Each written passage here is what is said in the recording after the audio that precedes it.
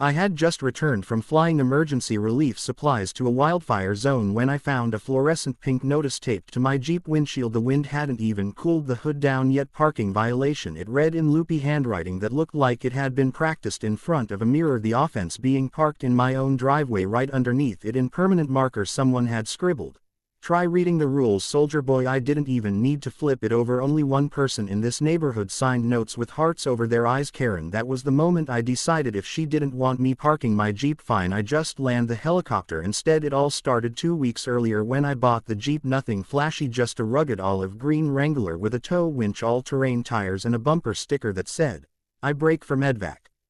I'd barely had it 3 days before I got my first taste of what tyranny. Karen, our self-declared dictator of a board president, strutted up my driveway in her pastel pink tracksuit like she was storming Omaha Beach. Clipboard in one hand, iced latte in the other. She tapped on my driver's side window like she was issuing a citation to a criminal. I rolled it down, curious. She leaned in, fake smile plastered on her Botox-tight face, and said, "This neighborhood has an aesthetic standard and the thing doesn't meet it."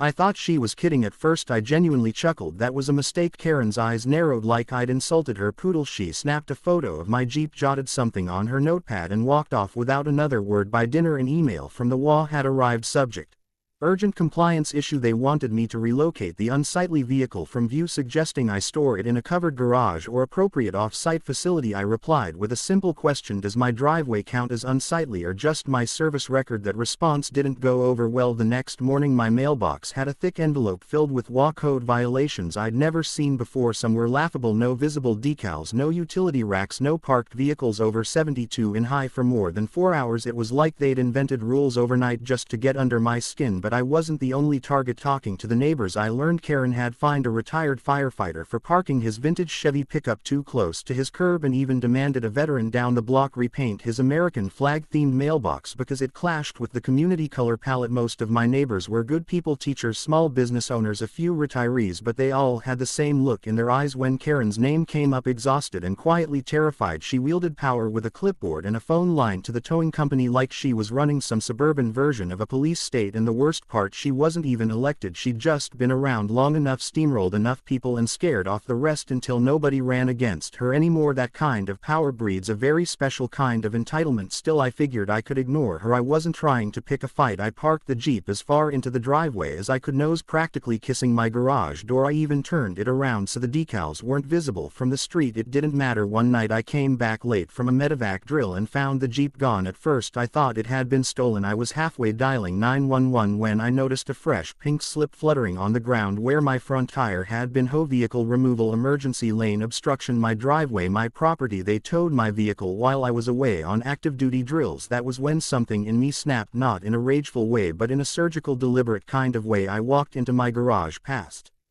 the workbench and storage shelves, and unlocked the steel locker in the back corner. Inside, my framed commendations patches and an old laminated flight map from my time in the service. I pulled out my license, still current, and smiled. If Karen didn't want a Jeep in the driveway, maybe she'd enjoy the roar of rotor blades. Instead, I didn't tell anyone my plan, just quietly started working on a few home improvements. I releveled part of my backyard under the guise of installing a meditation zone, bought some synthetic landing mats, and had them shipped in pieces to avoid suspicion. When Karen asked, I said it was for yoga. She wrinkled her nose and said, "Just make sure it doesn't attract bugs."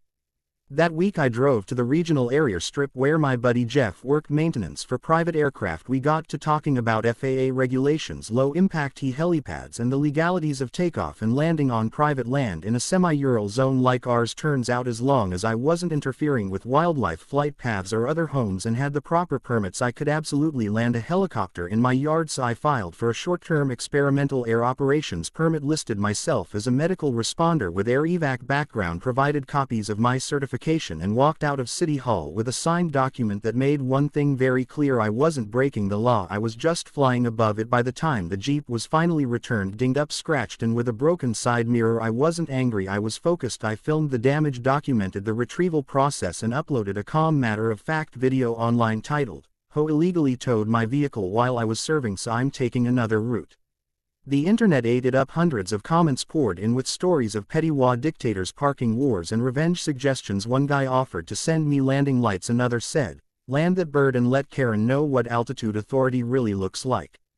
I hadn't even brought the chopper in yet and I already had a fan club, but I wasn't doing this for attention. I was doing it to prove a point that when bullies write their rules in ink, the best way to fight back is to show up with a different kind of pen, one with a rotor blade. And so as I stood in my garage, helmet in hand, the early morning sun slicing across the floor, I heard the faint rhythmic chop of blades in the distance. My ride was inbound and I was about to give Karen a wake-up call she'd never forget. The morning after I finalized the permit, I stepped out onto my lawn, coffee in hand, watching the dew shimmer on the synthetic landing mat I'd spent the last few nights installing. It looked like a simple piece of lawn decor to most, a large neat circle of leveled turf with weather-resistant edging and discrete LED lights embedded along the perimeter. To Karen it probably still looked like a suspiciously symmetrical yoga mat. That assumption worked in my favor. She didn't know I designed helicopter landing zones in far worse terrain during my service. Compared to that, my backyard was practically a red carpet. A few neighbors walked by and gave me curious glances. Most of them had caught wind of the Jeep drama by now. I gave them friendly waves. Playing the long game, I didn't need to rally a mob, I just needed a clear airspace and a solid touchdown point. Karen, on the other hand, was ramping up. She'd taken to doing slow laps around the block in her golf cart, clipboard clutched like a rifle, sunglasses perched on the tip of her nose as if scanning for insurgents. At one point she even drove up to the edge of my property line and snapped a photo of me raking the landing zone. I looked up, smiled and waved. She didn't wave back. Later that day a folded flyer appeared in my mailbox: special emergency WA meeting 7 p.m. A topic: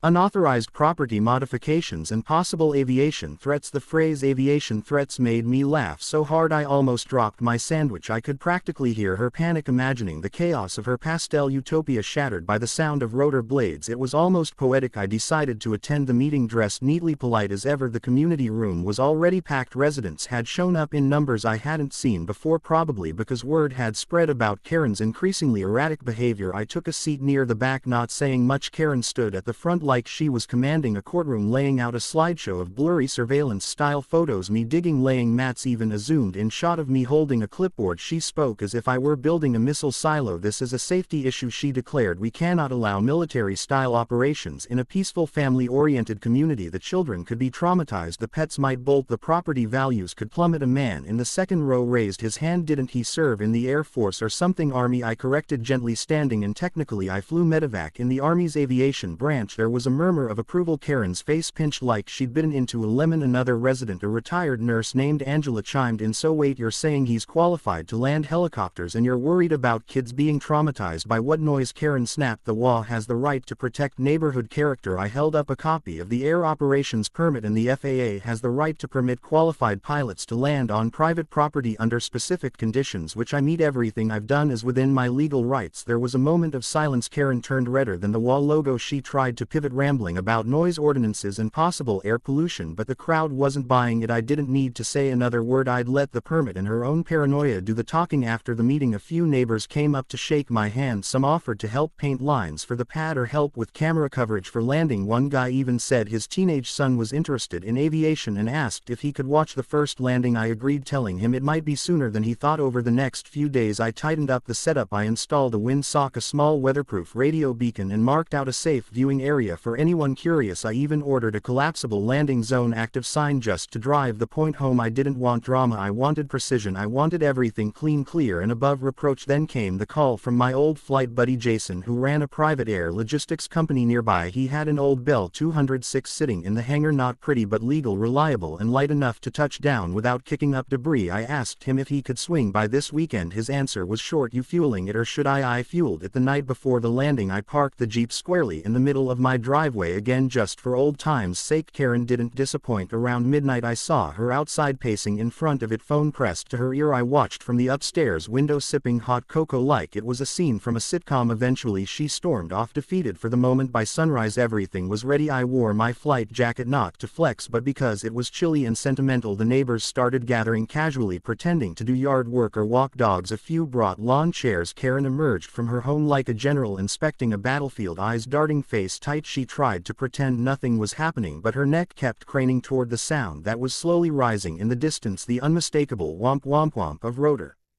Blades echoed through the air, heads turned, phones came out, the sun caught the chopper's sleek curve as it emerged over the hill. Jason at the controls. I raised my arm signaling the approach. Karen actually backed into her yard like the sky was falling. The Bell 206 came in slow, graceful, descended over my house like an angel of mechanical justice and touched down with a whisper of wind. I gave a sharp nod and Jason shut her down. I could see Karen on her porch, mouth wide open, clutching her latte like it might protect her. I walked over and opened the side door for my guest. Jason hopped out grinning. Nice spot, better view than half the helipads have been on. I turned and looked across the cul-de-sac at Karen, who was frozen like a statue. I waved morning. Karen hoped the noise wasn't too unsightly. She didn't respond, just went inside and slammed the door hard enough to rattle the porch furniture. The neighborhood meanwhile erupted into low cheers and stunned laughter. The man with the teenage son brought him over to meet us and Jason showed him around the cockpit. More than a few people snapped photos. The best part, everything had been done legally, calmly, and without a single raised voice. The first landing was done, the statement was made, but it wasn't over. Karen had taken this to a personal level, and now that I'd shown her what a real landing looked like, I had no doubt she'd try to fight back. I'd seen her kind before, but I also knew something else. No matter how hard she pushed, I was ready to fly circles around her. The Monday following the helicopter landing felt different. The air was still, but the atmosphere in the neighborhood was electric. I took my morning walk as usual, coffee in hand, but now every neighbor I passed gave a knowing smile or thumbs up. A few people stopped to ask questions about the chopper like I'd become some kind of local aviation celebrity. One woman said her son had started looking up pilot schools after watching the landing. A retiree named Carl, who normally barely grunted at anyone, actually tipped his cap and said,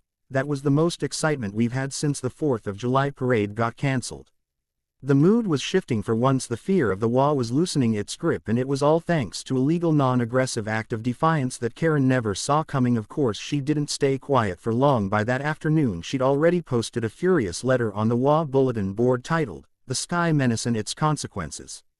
It was printed in bold with words like terrorize, dangerous aircraft, and public nuisance scattered throughout. She even claimed I'd violated the community's airspace agreement, which isn't a real thing. I overheard her telling someone at the mailbox that she was in contact with the FAA, the mayor, and a flight safety attorney. She didn't name any of them, probably because they didn't exist. What she didn't realize was that everything about my setup had been documented, signed, and approved. I wasn't some hothead trying to make noise. I was surgical, and the harder she tried to spin it into chaos, the more ridiculous she looked. Still, that didn't mean I was going to relax. Karen was the type to go down swinging, and I had no doubt she'd start throwing everything she could at me, hoping something would stick. Sure enough, 2 days later I came home to find a city inspector waiting on my property. He was polite but firm, said he received a complaint about unlicensed construction in the backyard. I walked him over to the landing pad, handed him the permit folder, and watched him scan through it with a mix of boredom and mild amusement. After a 10-minute walk through, he thanked me and said, "You're good to go."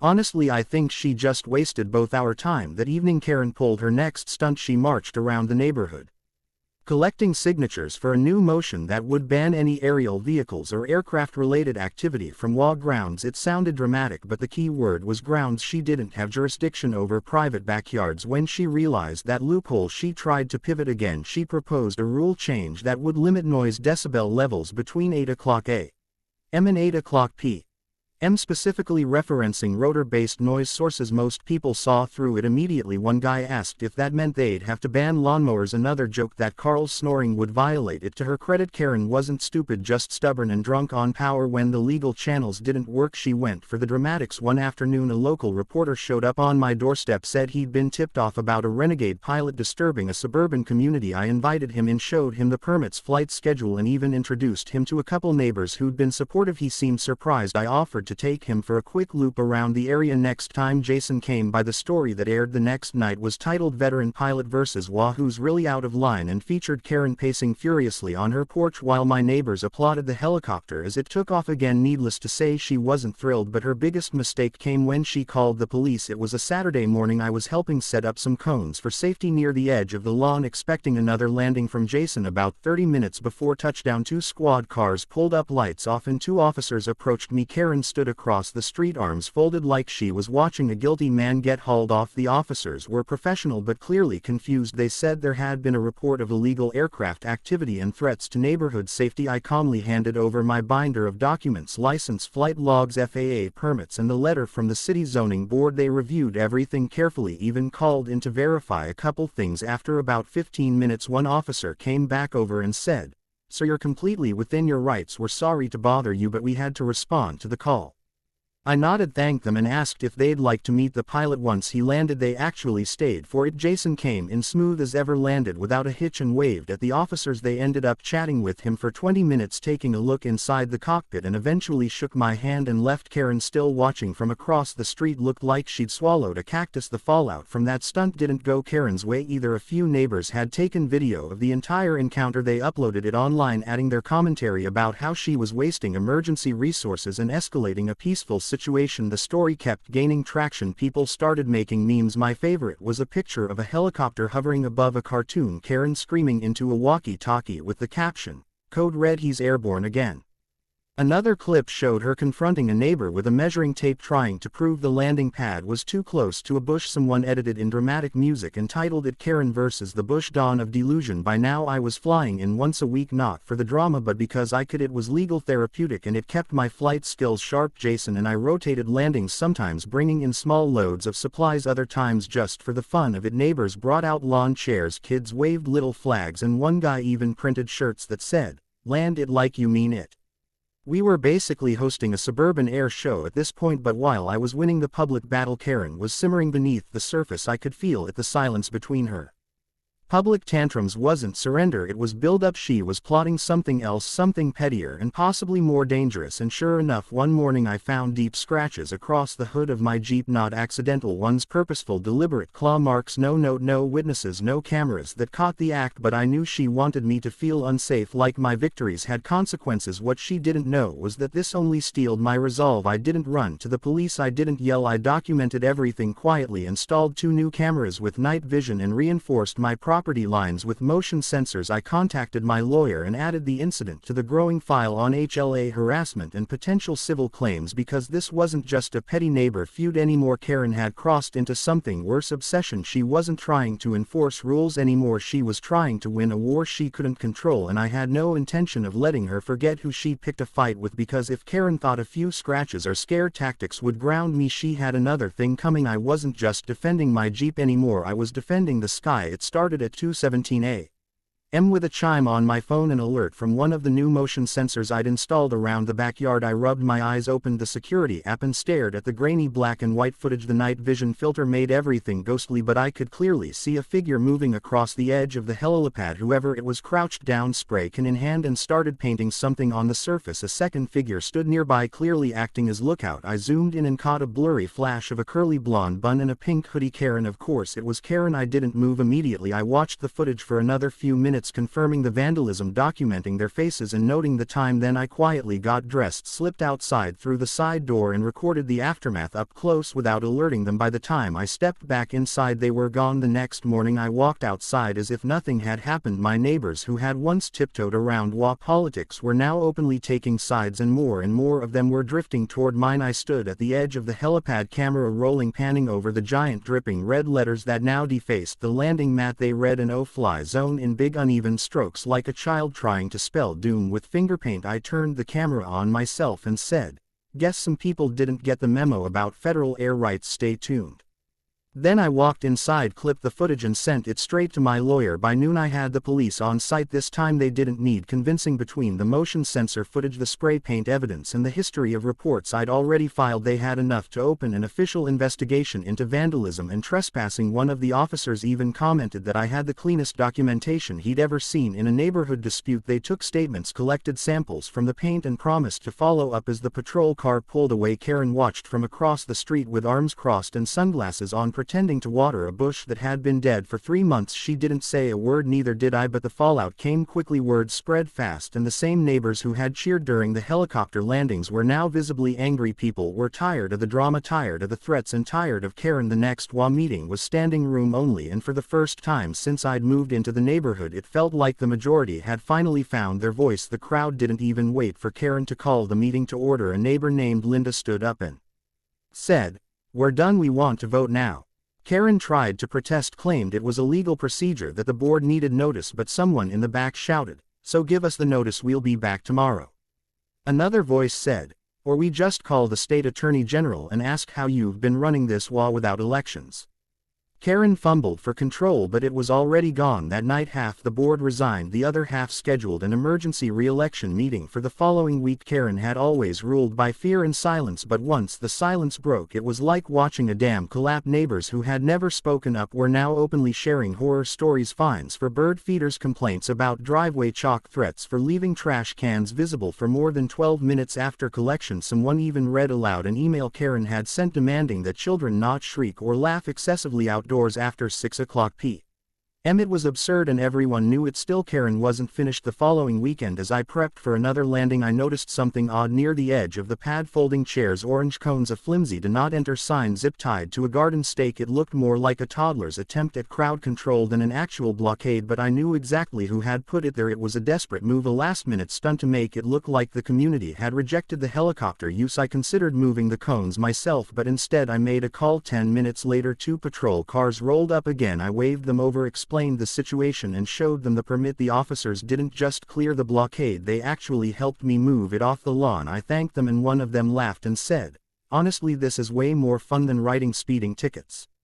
A small crowd had gathered again, phones out, cheering as the helicopter came in low and landed cleanly right in the center of the pad. Karen stood across the street, glaring so hard I thought she might melt her sunglasses. That night I flew a low hover over the neighborhood, not too low, just enough to catch everyone's attention, and trailed behind the chopper a long banner that read, "Parked enough." It wasn't petty, it was poetry. The same woman who said, "My Jeep didn't belong in a driveway," was now watching a flying billboard pass over her house. Neighbors laugh, some clap. One guy filmed it and uploaded the video with the caption, "When Ho Karen says, no parking so you upgrade." But even with Karen losing her grip, I didn't stop preparing. I knew she'd try one last attack, something legal or dramatic or both. Sure enough, I got a letter in the mail 2 days later, a formal cease and desist notice drafted by a lawyer. It accused me of harassment, intimidation, and violation of unspecified airspace norms. It was laughably vague and filled with errors, and my own attorney, who had been enjoying the saga more than he admitted, called me and said, "This thing wouldn't hold up in front of a kindergarten teacher, let alone a judge." Still, I took it seriously. We filed a formal response listing every permit, law, and video log supporting my case. Then we added a counterclaim: harassment, defamation, and property damage, with photo evidence of the vandalism and a witness list that included 5 neighbors. Karen hadn't just lost the battle, she was losing the war, and she was doing it to herself. In the following days I noticed something strange. Karen's prized flower bed out front was being neglected. Her once pristine lawn was browning at the edges. She stopped patrolling in her golf cart for the first time. She looked tired, not just defeated, tired, worn out, like a balloon slowly losing air. It didn't give me pleasure, it just confirmed what I already knew. People like Karen don't operate well when the spotlight shifts. She wasn't interested in community harmony, she was interested in control, and now that control was slipping. I didn't celebrate, I stayed calm, professional, focused, because the war wasn't over, not yet. Karen still had influence, still had some supporters, and there was one final vote approaching that would determine the future of this entire neighborhood. One more chance for her to claw her way back into power, but this time I was ready, because now I wasn't just the guy with the helicopter, I was the guy who made the sky obey. The morning of the final WA vote dawned calm and silent, like the pause before a storm. I had my usual coffee in hand, watching the dew lift off the grass, the sunlight slowly warming the helipad. My Jeep sat proudly in the driveway, freshly waxed, reflecting the gold of the morning sun like a trophy. I hadn't moved it since the cease and desist letter arrived. The message was clear now: I wasn't going anywhere, and after today neither was the peace this neighborhood had finally tasted. After years of Karen's reign, the community hall was packed by noon. Folding chairs lined the walls and people stood shoulder to shoulder along the back and aisles. I took a spot near the front, quietly nodding to the neighbors who had stood beside me throughout the chaos. Even those who had remained neutral early on now seemed resolute, energized. There was a buzz in the air, a collective anticipation that something was about to change. Karen entered last, wearing a beige power suit that looked 2 decades out of style, her hair curled tighter than ever, face set like stone. She clutched her clipboard like a shield, walking stiffly to the board table as if it were a throne under siege. The meeting opened with routine agenda items, but everyone was just waiting for the big one. Finally, the current vice president of the WA, a man named Rick, who had clearly had enough of Karen's antics, stood and addressed the room. Item 12, he said, vote of no confidence in the acting president and board restructuring. Karen immediately stood up and objected. This motion is improper, it hasn't been reviewed by the compliance committee. The crowd murmured. Rick calmly replied, you disbanded the compliance committee 6 months ago. Karen, remember? The silence that followed was loud. Karen stammered something about procedure and decorum, but it was too late. A neighbor named Linda stood and handed out printed ballot. Another read aloud the proposal. This motion removes the acting president of the WA and everyone calls for an open vote for a new board effective immediately upon majority, simple, clean, legal. The vote wasn't even closed. The ballots were collected, counted twice for transparency, and Rick took the microphone. 87% in favor. Karen is hereby removed as HOA president effective now. The room burst into applause. A few people stood. One guy let out a loud whistle. Karen remained frozen, mouth slightly open, trying to process the reality that her power had just evaporated. She didn't say a word as she walked out. No dramatic speech, no threats, just silence. It was over. For the first time since I moved in, the community felt like a place people actually wanted to live in again. There were cheers outside the hall, neighbors shaking hands, offering thanks, some even hugging. A kid ran up and asked if the helicopter would land again that weekend. I told him, "You better believe it." The very next morning, Karen's for sale sign appeared in her front yard. Just like that, she was gone. No farewell notes, no goodbye parties, no last attempts at sabotage. It was almost anticlimactic. She moved out in silence, a moving truck rolling in like a hearse for her failed empire. I watched from my driveway as her furniture was carried out in boxes. One of the movers accidentally knocked over her HOA of the Year plaque, and I admit I didn't rush to help. She gave me one final glare from her car window as she left, but it didn't carry the fire it once had. It felt more like defeat after her departure. Things in the neighborhood changed quickly. The new board revoked dozens of petty regulations, opened community input forums, and even voted to refund excessive fines from the last year. People brought out decorations for their lawns again. Kids played in the streets without being scolded for running too enthusiastically. It felt like we'd all been holding our breath for years and finally exhaled to celebrate. I hosted a neighborhood barbecue, inviting everyone, even the ones who had stayed quiet before. Jason flew in with the helicopter, landed it on the pad just before the grill lit up, and stayed for burgers and stories. We set up a bounce house for the kids, lawn games for the adults, and someone even printed "Welcome to No Fly Zone" t-shirts as a joke. I wore mine proudly. There were speeches, of course. A few neighbors thanked me for standing up when no one else had, but I reminded them I wasn't the hero. I just had a unique skill set and a stubborn streak. They were the ones who showed up when it counted. The video of Karen's removal and the final vote ended up going viral. Someone had filmed the whole thing and uploaded it under the title "HOA Karen Grounded by Helicopter Pilot." Full community revolt. It exploded online. Comments poured in from people sharing their own HOA horror stories, their own battles with overreaching authority, and their joy at seeing someone fight back with brains instead of fists. The banner flyover clip was reposted hundreds of times, some adding dramatic music or slow motion effects. At one point, a national morning show even invited me to speak. I declined politely. This was never about fame, it was about principle. Weeks passed and the neighborhood settled into a rhythm that felt natural, calm, and friendly. I kept flying in now and then, not to make a statement but because I enjoyed it. Jason and I even started offering casual ride-alongs for the neighborhood kids on safe weekends, teaching them about aviation and sharing stories from the field. We turned a battlefield into a runway from the air, looking down on our little corner of the world. I saw the result of resistance done right, not through shouting or fighting but through patience, law, and just enough altitude. One day as I returned from a routine flight, I found a surprise waiting for me on the front lawn. A wooden plaque carved by hand mounted on a metal stand with neat engraving that read, "To the man who parked in the sky when the ground got petty, thank you for helping us breathe again." Underneath, smaller letters added, "Your neighbors." I stood there a while reading it over, letting the wind from the landing fade around me. It wasn't about the Jeep anymore, or the helicopter, or even Karen. It was about what happens when someone pushes back, not with anger but with clarity, not just for themselves but for everyone watching quietly from behind closed curtains. I never set out to be the spark for a neighborhood rebellion. I just wanted to park my Jeep in peace, but sometimes peace takes a little noise, a little altitude, and a whole lot of nerve, and sometimes if you can't park it in the driveway, you land it on the lawn.